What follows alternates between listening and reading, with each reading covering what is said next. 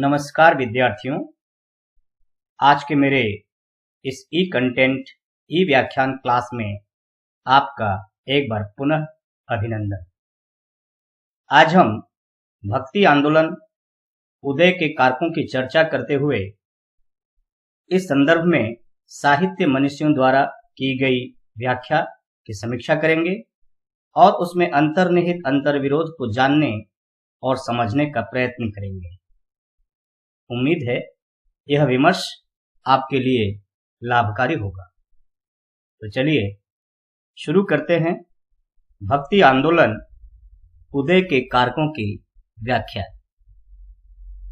वीर गाथात्मक शौर्यपूर्ण रचनाएं इस बात का प्रमाण है कि हिंदी साहित्य का प्रारंभिक काल आक्रमण, युद्ध और राजनीतिक हलचल का काल था।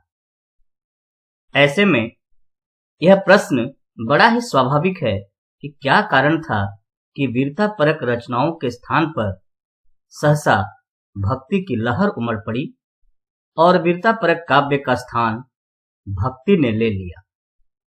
विद्वानों ने उन कारणों की खोज करते हुए जो निष्कर्ष स्थापित किए हैं उनमें दो प्रमुख कारण हैं।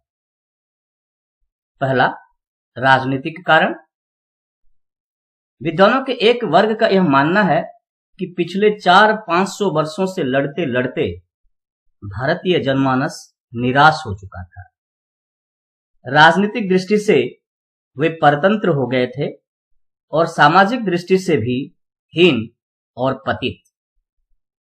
ऐसे निराशा और असहायता के वातावरण में ईश्वर की ओर उनकी आस्था बढ़ने के सिवाय कोई अन्य विकल्प नहीं था। सामाजिक कारण। लगातार युद्धों के बाद जब हिंदू शासक परतंत्र हो गए तो इस पुराने हिंदू समाज के लिए एक नए समाज मुस्लिम समाज का सामना करना पड़ा, साथ मिलकर रहना पड़ा, जिससे अनेक मतभेद दिखाई दिए। इन मतभेदों को दूर करने और आपसी सौहार्द में रहने के लिए एक ऐसे मार्ग की आवश्यकता थी जो दोनों वर्गों की विचारधारा और जीवन पद्धति के अनुकूल पड़ता हो। इस दृष्टि से भक्ति ही सर्वोच्च मार्ग थी। विचारकों, संतों, भक्तों और महात्माओं ने यह बताया कि सभी एक ही ईश्वर की संतानें हैं और ईश्वर सबका पालक, रक्षक और सहारा है। इस तरह भक्ति भावना उस समय के समाज के लिए शांति प्राप्ति का साधन बनकर सामने आई। चलिए अब हम साहित्यिक मनीषियों द्वारा भक्ति आंदोलन के उदय के कारकों की जो व्याख्या की गई है उससे हम जानने और समझने का प्रयत्न करते हैं। इस क्रम में सबसे पहला नाम आचार्य रामचंद्र शुक्ल का आता है, जिन्होंने भक्ति को हताश हिंदू जाति की प्रतिक्रिया के परिणाम स्वरूप देखा है। चलते हैं आचार्य रामचंद्र शुक्ल की इस मान्यता की समीक्षा करते हैं। पहले इनकी मान्यता को हम विस्तार पूर्वक जान लेते हैं। हिंदी साहित्य के प्रथम व्यवस्थित आलोचक व इतिहासकार आचार्य रामचंद्र शुक्ल ने भक्ति आंदोलन का प्रमुख कारण इस्लाम के आगमन को माना है। उनकी स्पष्ट मान्यता है कि देश में मुस्लिम राज्य प्रतिष्ठित हो जाने पर हिंदू जनता के हृदय में गौरव, गर्व और उत्साह के लिए अवकाश नहीं रह गया, क्योंकि उसके सामने ही उसके देव मंदिर गिराए जाते थे, देव प्रतिमाएं तोड़ी जाती थी और पूज्य पुरुषों का अपमान होता था, पर वे कुछ भी नहीं कर सकते थे। ऐसी दशा में न तो वे वीरता के गीत गा सकते थे और बिना लज्जित हुए सुन सकते थे। आगे चलकर जब मुस्लिम साम्राज्य दूर तक स्थापित हो गया तब परस्पर लड़ने वाले स्वतंत्र राज्य भी नहीं रह गए। इतने भारी राजनीतिक उलटफेर के पीछे हिंदू जन समुदाय पर बहुत दिनों तक उदासी छाई रही। अतः अपने पौरुष से हताश जाति के लिए भगवान की शक्ति और करुणा की ओर ध्यान ले जाने के अतिरिक्त दूसरा मार्ग ही क्या था। परिणाम स्वरूप भक्ति रचना की एक परंपरा शुरू हुई, जिसे भक्ति आंदोलन के नाम से पहचाना गया। शुक्ल जी की इस मान्यता की समीक्षा जरूरी है। वस्तुतः जब हम आचार्य शुक्ल के इस तथ्य की खोज गंभीरता पूर्वक करते हैं तो पाते हैं कि यह तर्क नितांत ही कमजोर धरातल पर अवस्थित है, क्योंकि कविता मात्र कवि की निजी अभिव्यक्ति नहीं होती, उसमें कहीं न कहीं समाज अवश्य झांकता है। साहित्य के माध्यम से तात्कालीन समाज की परिस्थितियों को देखा परखा जाता है। संपूर्ण भक्ति कविता के अंतर्गत किसी भी कवि ने इस तथ्य को अपनी कविता में रेखांकित नहीं किया है। किसी भी कविता से यह प्रतीत नहीं होता है कि वास्तव में उस समय मंदिर तोड़े जाते थे, देव प्रतिमाएं ध्वस्त की जाती थी। निर्गुण कवि ही नहीं, सगुण कवियों ने भी इस बात का संकेत नहीं मिलता है। सगुण कवियों में भी इस बात का संकेत नहीं मिलता है। जिस तुलसीदास ने उस समय के किसानों वणिकों के दर्द को वाणी देते हुए लिखा है, खेती न किसान को, भिखारी को न भीख बली, कहे एक एकन सो, कहां जाए का करे। क्या वे मुसलमानों के उन अत्याचारों और हिंदू मुसलमान के संघर्षों को अपनी कविता में प्रकट नहीं करते? विपरीत इसके कवि यह लिखते हैं कि मांग के खैबो और मस्जिद में सोइबो। तब अगर यह कहा जाए कि भक्ति आंदोलन मुसलमानों के आगमन की प्रतिक्रिया स्वरूप उत्पन्न हुआ है, तो इसे भ्रामक और अतार्किक ही कहा जाएगा। अब हम साहित्य मनीषियों में आचार्य हजारी प्रसाद द्विवेदी की मान्यता की समीक्षा करते हैं, जानने का प्रयत्न करते हैं, जिन्होंने भारतीय भक्ति आंदोलन को भारतीय चिंतन परंपरा का स्वाभाविक विकास घोषित किया है। आचार्य हजारी प्रसाद द्विवेदी भक्ति आंदोलन के उदय में इस्लाम के आगमन के प्रभाव को मात्र प्रभाव के रूप में स्वीकारते हैं, लेकिन मुसलमान आगमन के प्रतिक्रिया स्वरूप भक्ति आंदोलन के उदय की मान्यता का जोरदार खंडन करते हैं। हिंदी साहित्य की भूमिका में स्पष्ट शब्दों में वे इसे रेखांकित करते हैं। मैं जोर देकर कहना चाहता हूं कि अगर इस्लाम नहीं भी आया होता तो भी इस साहित्य का 12 आना वैसा ही रहता जैसा आज है।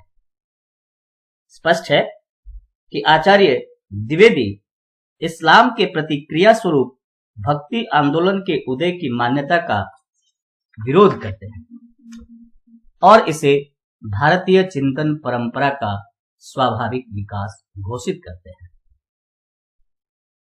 लेकिन द्विवेदी जी के विचारों में जो अंतर्विरोध है उसको जानने की जरूरत है। द्विवेदी जी के उपरोक्त वक्तव्य की तुलना अगर कबीर नामक पुस्तक में वर्णित विचार से करें तो इसमें अंतर्निहित अंतर्विरोध को स्पष्टतः देखा जा सकता है। कबीर में द्विवेदी जी ने इस तथ्य को बड़े ही जोरदार ढंग से रेखांकित किया है कि इस्लाम के आगमन के पश्चात ही योगी के आश्रम भ्रष्ट लोगों ने थोक के थोक धर्मांतरण कर इस्लाम हो गए। इतना ही नहीं, उन्होंने यह भी स्वीकार किया है कि भारतवर्ष के इतिहास में एक अभूतपूर्व घटना घटी और यह घटना इस्लाम जैसे सुसंगठित संप्रदाय का आगमन था। इस घटना ने संपूर्ण भारतीय धर्ममत और समाज व्यवस्था को झकझोर दिया था। अपरिवर्तनीय समझी जाने वाली जाति व्यवस्था को पहली बार जबरदस्त ठोकर लगी थी, जिससे संपूर्ण भारतीय वातावरण संक्षुब्ध हो उठा था। द्विवेदी जी के वक्तव्य से यह स्पष्ट हो जाता है कि भक्ति आंदोलन का संबंध वर्णाश्रम व्यवस्था से है और इस्लाम के आगमन ने इस व्यवस्था को ही झकझोर दिया है। मुक्तिबोध के शब्दों में कहें तो भक्ति आंदोलन मूलतः दलित तबके का आंदोलन है, जिसका सीधा संबंध वर्णाश्रम व्यवस्था से है। इस आंदोलन के अग्रदूत कबीरदास भी इस्लाम आगमन की उपज है, जिन्होंने इस आंदोलन की आवाज को आवाम तक पहुंचाई है। जातिगत भेदभाव की चेतना मुसलमानों के आगमन के बाद ही आई है। उन्होंने देखा कि वहां तो छोटे बड़े सभी एक साथ खाना खा रहे हैं और यहां परछाई से भी लोग दूर भाग रहे हैं। इस भाव ने भक्ति आंदोलन के उदय में निर्णायक भूमिका का निर्वाह किया है। उपर्युक्त विस्तृत प्रभावों को दृष्टि में रखते हुए 12 आना वैसा ही रहता कहना समीचीन प्रतीत नहीं होता है। यद्यपि कि सुविख्यात आलोचक डॉक्टर नामवर सिंह और रामविलास शर्मा ने द्विवेदी जी के कथन को रेशनलाइज करने की कोशिश की, किंतु अंततः स्वयं डॉक्टर सिंह एवं डॉक्टर शर्मा ने भी इस तथ्य को प्रमाणित किया है कि इस्लाम का प्रभाव भारतीय समाज व्यवस्था पर निश्चित रूप से पड़ा है। Professor Romila Thapar, professor Irfan Habib, doctor Satish Chandra जैसे श्रेष्ठ इतिहासकारों ने भी इस्लाम के आगमन को महत्वपूर्ण घोषित किया है। इससे यही स्पष्ट होता है कि उत्तर भारत के भक्ति आंदोलन में मुसलमानों के आगमन का जबरदस्त प्रभाव है, लेकिन इसे इस्लाम के आगमन के प्रतिक्रिया स्वरूप उत्पन्न नहीं कहा जा सकता। तत्कालीन समय की सामाजिक, आर्थिक, राजनीतिक और सांस्कृतिक परिस्थितियां ही कुछ ऐसी थी कि भक्ति आंदोलन को होना ही था, किंतु इस्लाम के आगमन ने आग में घी का काम अवश्य किया। अब हम अगली मान्यता जॉर्ज ग्रियर्सन की जो मान्यता है, जिसमें उन्होंने बिजली सी कौंध के समान भक्ति आंदोलन को माना है और इसे ईसाइयत की देन कहा है, उस मान्यता को भी समझने का प्रयत्न करते हैं। ग्रियर्सन की मान्यता है कि समस्त धार्मिक मतांतरों के अंधकार पर बिजली सी कौंध दिखाई पड़ती है। कोई हिंदू यह नहीं जानता कि यह बात कहां से आई, किंतु इतना तो निश्चित है कि समस्त भारतीय वर्ष ने इतना विराट आंदोलन शायद ही कभी देखा हो। यहां यह प्रश्न उठना स्वाभाविक है कि क्या यह सब कुछ अचानक बिजली की चमक के समान, जैसा कि ग्रियर्सन का मानना है, हो गया? क्या इससे पहले भक्ति की भावधारा नहीं थी? वस्तुतः इस बिजली की चमक के लिए मेघखंड पहले से ही तैयार हो रहे थे। भक्ति का उदय तो यहां बहुत पहले हो चुका था और उसका एक विशेष दार्शनिक आधार भी था। पहले यहां भौतिक कर्मकांडों का बोलबाला था, फिर जैन तथा बौद्ध मतों का अहिंसा और त्याग पर बल दिया गया, लेकिन इन सब का कोई ठोस एवं आध्यात्मिक प्रभाव भारतीय समाज में नहीं रहा। तब 8वीं शताब्दी में शंकराचार्य ने अद्वैतवाद की प्रतिष्ठा करके वेदांत मत का प्रचार किया। उन्होंने प्राचीन शास्त्रों के आधार पर यह समझाने का प्रयत्न किया कि ब्रह्म एक है, वही सत्य है, सुंदर है, आनंद है और जगत मिथ्या है, माया जाल है। इसलिए यहाँ के सारे सुख दुख कल्पित है, भेदभाव युक्त झूठे हैं। इस भावना ने भक्ति आंदोलन का बीजारोपण किया और 8वीं शताब्दी में ही दक्षिण भारत में इसका सूत्रपात हो गया।